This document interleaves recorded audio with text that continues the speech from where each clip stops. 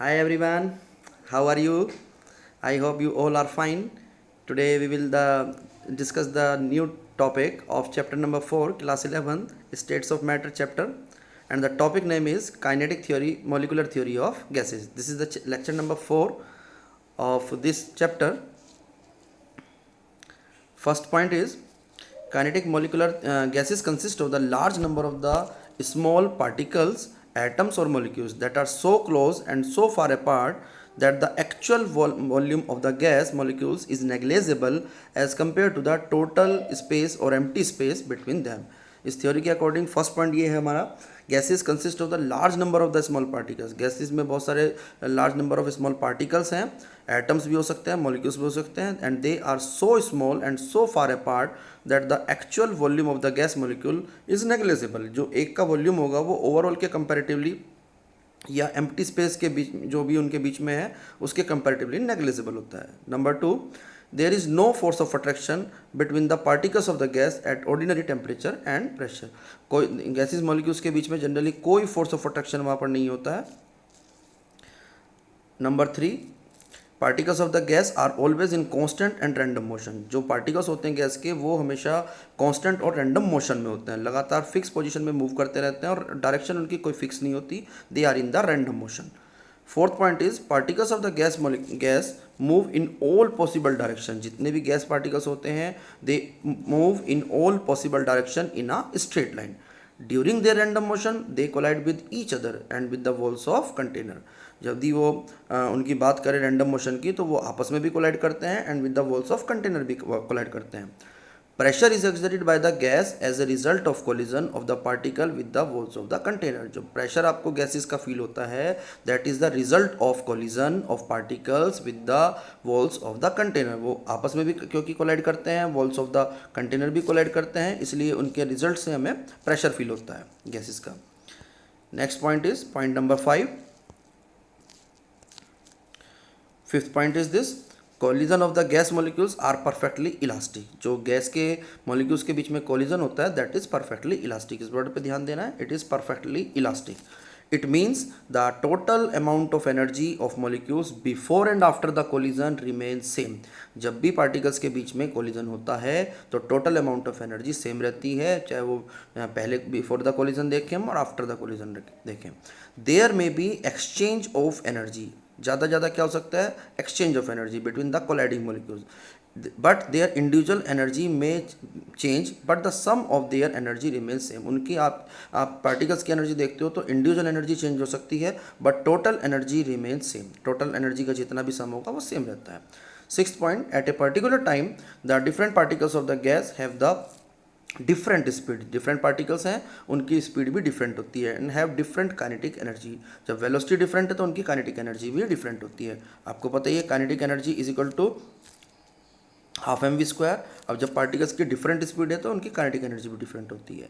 Seventh point is average kinetic energy of the gas molecules is directly proportional to the absolute temperature. जो average kinetic energy होती है gas molecules की वो directly proportional होती है absolute temperature की.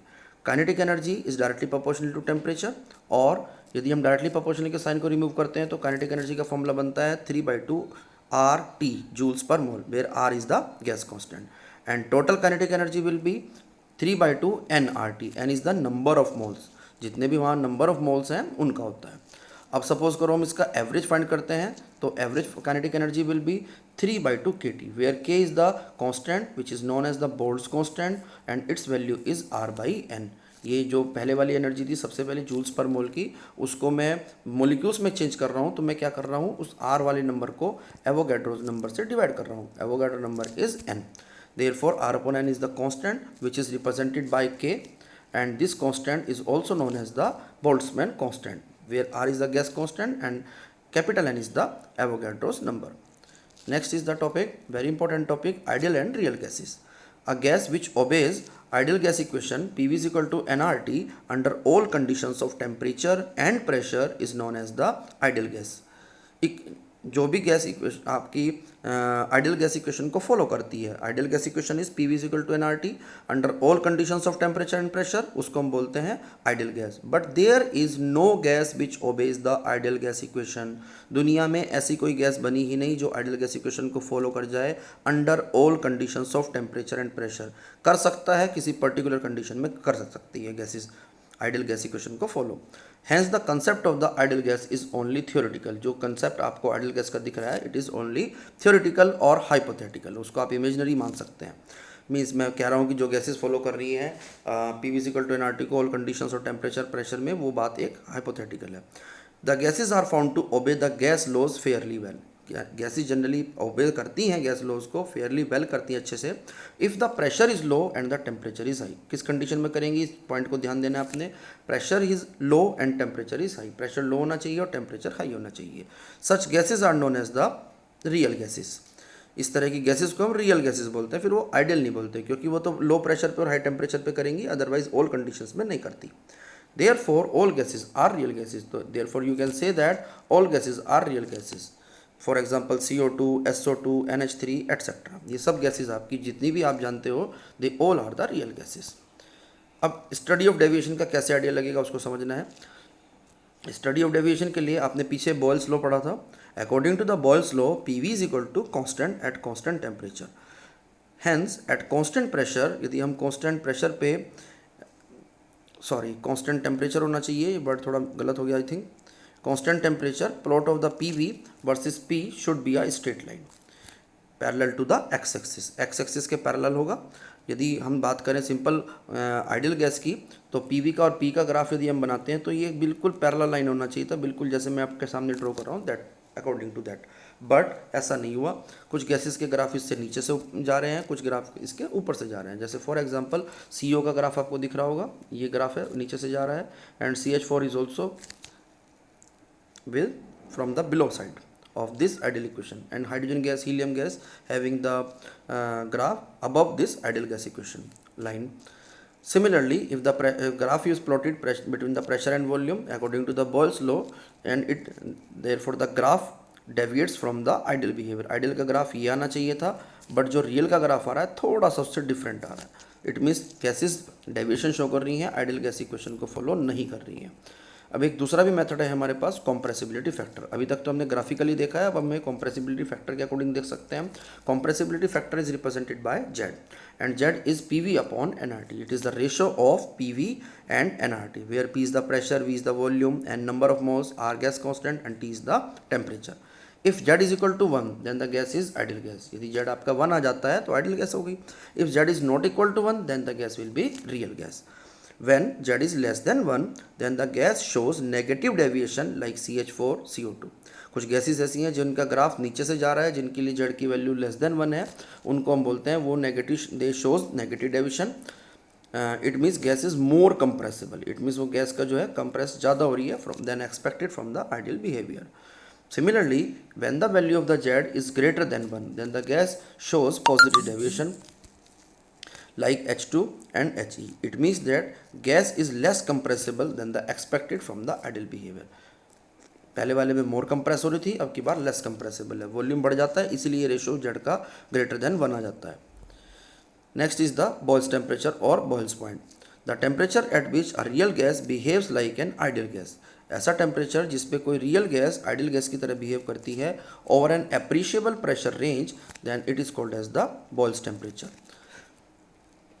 Next is the significance of compressibility factor Z. एक तो सिग्निफिकेंस आप यही कह सकते हैं, उसके अकॉर्डिंग आप आइडेंटिफाई करके बता सकते हो वैल्यू ऑफ जेड के according which gas is ideal and which is real.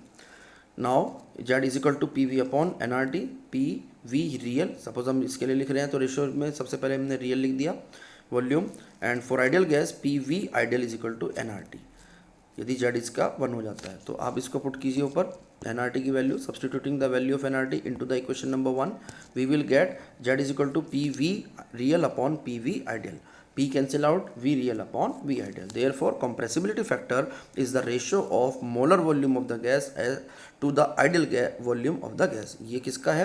Actual molar volume का और ideal volume of the gas का रेशो होता है। Cause of deviation from the ideal behaviour, बहुत इंपॉर्टेंट टॉपिक आ गया कि जो गैसेज हमारी हैं वो डेविएशन शो करती हैं फ्रॉम द आइडियल बिहेवियर, क्यों करती हैं, what is the cause. A careful study show that at high pressure और low temperature the following two assumptions of the kinetic theory of gases are wrong.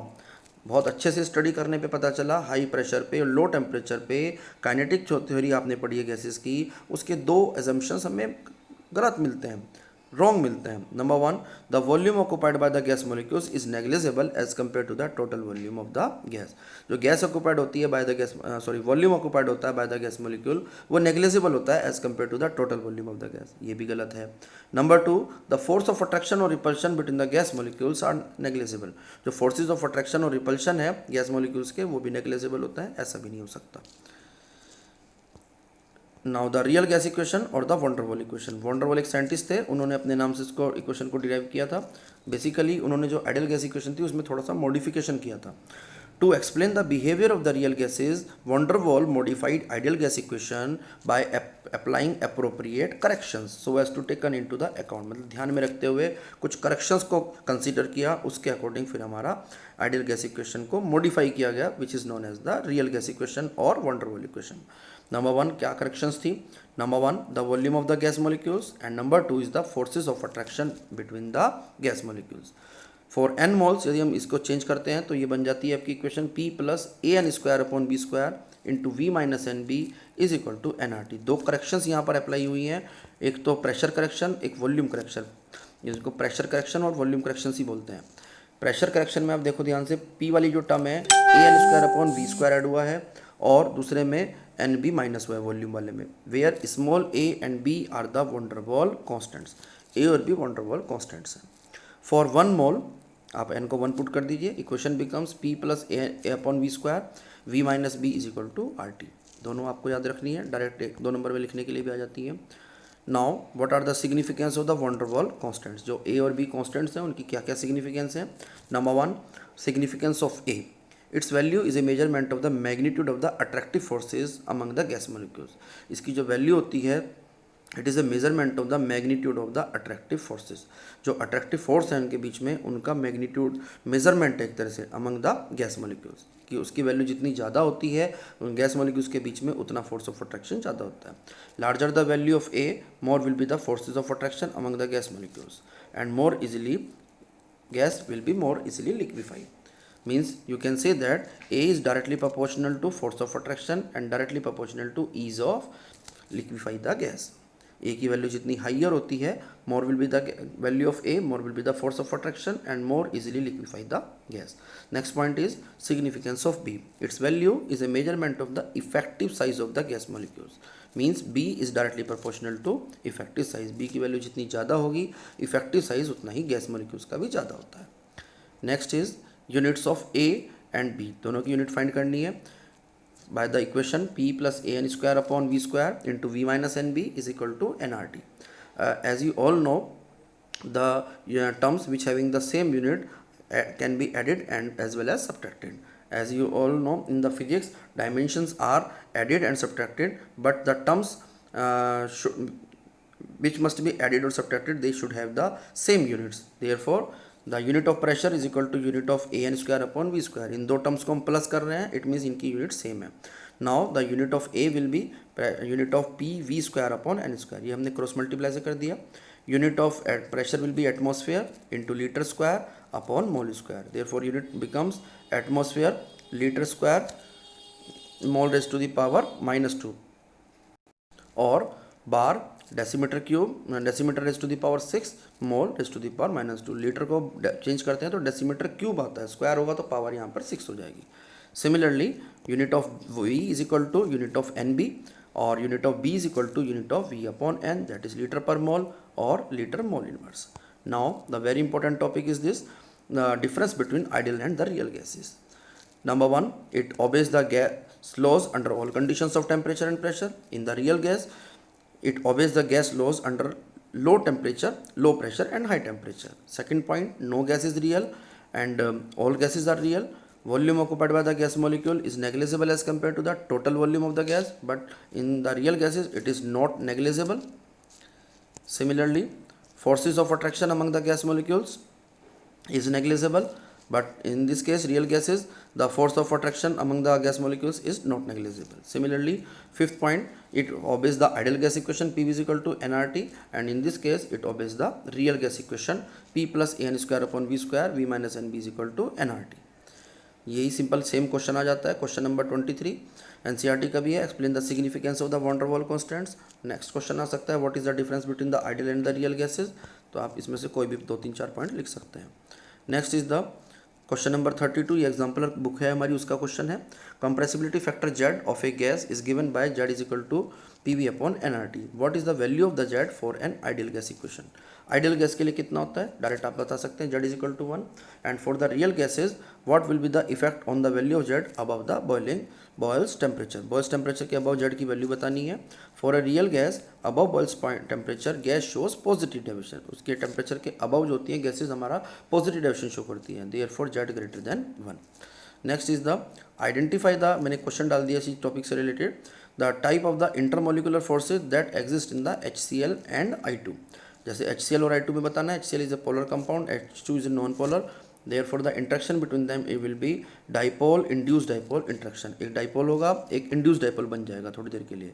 Next question is identify the type of the molecular forces that exist between the HF molecules in the liquid state. HF में आपको पता ही है hydrogen bonding होती है, यहाँ पर एक एक नंबर में ऐसे ही क्वेश्चन आपसे पूछे जाते हैं। Last question is the moist air heavier और the lighter than the dry air and why. ये बताना है आपको कि जो मॉइस्ट एयर होती है वो लाइटर होती है या हैवियर होती है than the dry air. Actually क्या होता है, जो मेजर कंपोनेंट्स होते हैं ड्राई गैसेस के, they are the nitrogen and oxygen. Nitrogen का मोलिकुलर मास होता है 28 and oxygen having the mass 32। Most gases also contains H2O। Moist gas में जो भी होगा उसमें H2O भी आ जाता है along with these gases. Molecular mass of H2O is less than that of these gases present in the air, nitrogen and oxygen. Hence the average molecular mass of the moist air will be less than that of the dry air, क्योंकि इसमें water भी आ गया और water का molecular मास कम होता है इसलिए वो लाइटर होती है। So moist air is the lighter than the dry air. Very important question है, इसको आज आप अच्छे से कीजिए। इस वीडियो को मेरी लाइक कीजिए, कमेंट करके मुझे सेक्शन में बताइएगा कि कैसी लगी आपको वीडियो। कोई डाउट हो तो आप डाउट भी लिख सकते हैं, मैं आपको रिप्लाई कर दूंगा। और मेरे चैनल पे नए हैं तो आप इसको सब्सक्राइब भी कर लीजिए ताकि जितने भी आपको अपडेट्स हों वो मिलते रहें। इस चैप्टर के पुराने भी 3 वीडियोज़ हैं, वो मैंने आपको डाले हुए हैं यूट्यूब पे। आप में से किसी ने नहीं देखे हों तो डिस्क्रिप्शन बॉक्स में उनका लिंक भी होगा, आप उसको देख सकते हैं और अपने फ्रेंड्स को भी इस वीडियोज़ को शेयर कर सकते हैं। Thank you and have a good day.